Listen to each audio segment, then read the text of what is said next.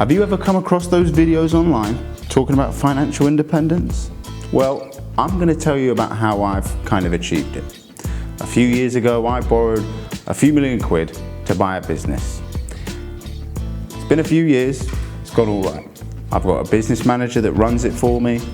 I still perform my duties a little bit, but the average definition of work might not apply to me. And whilst it's been up and down and it's been a hell of a journey, this quest for financial betterment and independence was born out of tragic circumstances about 12 years ago. And so whilst it might seem all glamorous, there's quite the story behind it. Come on, I'm going to tell you more.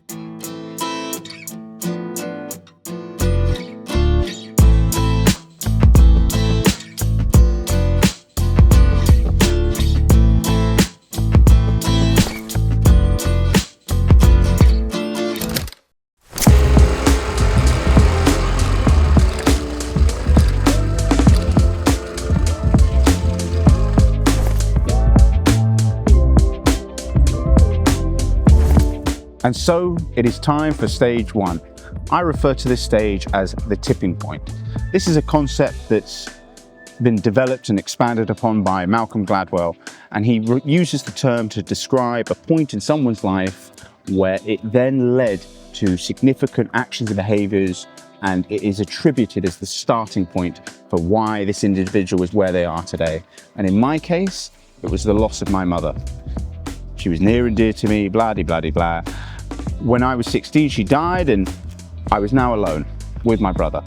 And so I had this absolute drive, since we'd lost our household income, to just get the finances under control. It was just, I did not care, any means necessary, blah-de-blah-de-blah. And I cut overheads aggressively. I didn't own a coat for many years. I turned off the heating in our home, and I remember vividly friends in my living room shivering, like, "David, can we please turn on the heating?" No. And at some point, my brother and I, let rooms out in our family home to receive another income, and these were to adult strangers. I was 16, he was 20. It was a bit iffy, that, but nevertheless, it was kind of characteristic of the time. It was kind of a bit touch and go. But I was driven by such financial insecurity that at times I went to extreme lengths, which brings me on to my next point.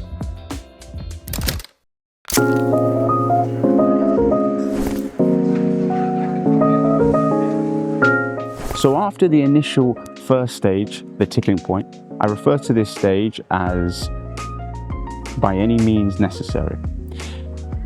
In this time, I took some ridiculously uncalculated, almighty, upon reflection, mind-boggling risks, ones that I certainly wouldn't take today.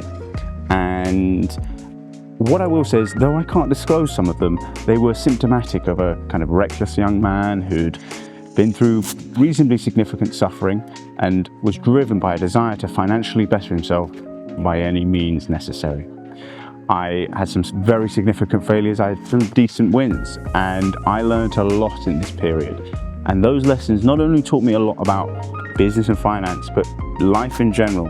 And these lessons and this period led me to reflect and refocus my strategy, which brings me on to my next point.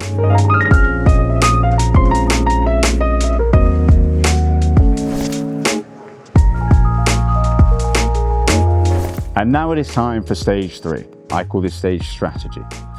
Now, after a few years of having been burnt a few times, I decided I needed to focus on my education. And I consumed anything and everything via YouTube books, friends and family, with a primary focus on personal finance, banking, economics, and a real money focus.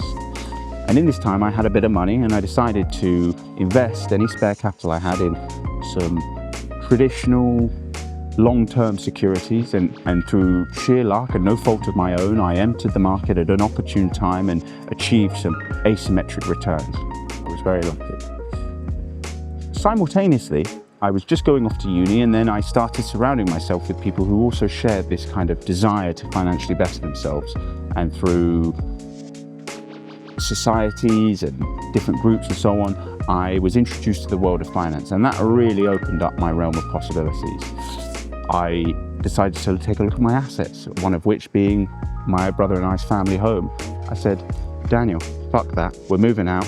You're going to be living in shared accommodation. We're going to rent this bastard and make more money. And that was a very good move. It gave us a lot of freedom, and it was very powerful for us getting forward. And even though we were quite a way off from the days of turning off the heating, we weren't quite there yet. And that brings me on to my next point.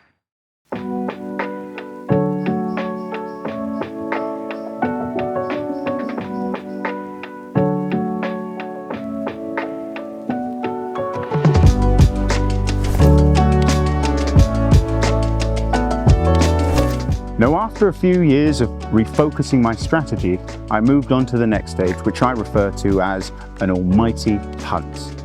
I tried my hand at a few business ideas, whether it was a food truck, a supplement brand, a marketing agency. None of them worked.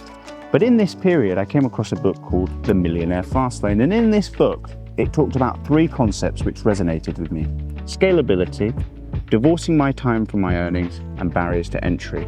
And I simultaneously came across the idea of acquiring a firm. And I thought, hang on a minute, this ticks all the boxes. I can scale at least my own net worth by borrowing money to acquire an asset. I can divorce my time from my earnings by buying a firm with a management team that doesn't necessarily need me day to day. And thirdly, my business, at least, is very hard to enter the market. You would need a very significant amount of capital and contracts with customers. It's very unlikely there's new entrants into the market. And so I decided to pursue this avenue. I identified via off-market channels a business to acquire. I met with the business, I negotiated a deal, price and structure, and then I thought, okay, well, now I need to convince a bank to lend me all this money. And somehow they decided to. I then thought, okay, well, now I need to instruct solicitors, and we went through a lengthy due diligence process. And without any prior experience, without any outside equity, after 14 months and losing my bloody marbles in the process, I made an almighty punt and completed on the transaction. And after all of that, it kind of brings me up to the present day. Let's get on to the next point.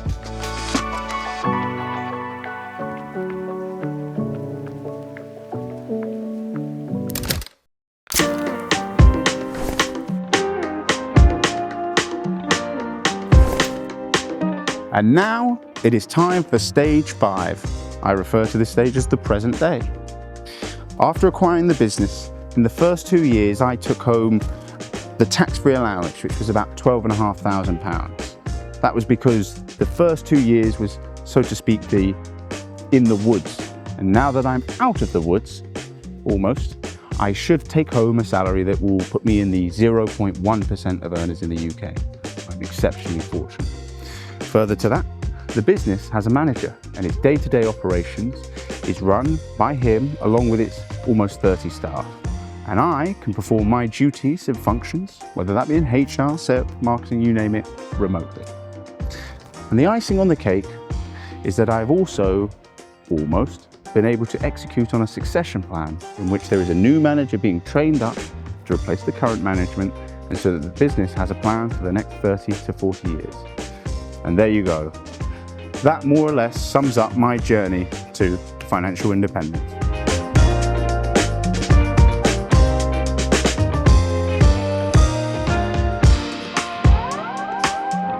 And there we have it, people. As is often the case online, financial independence is born out of a frustration for one's lot in life.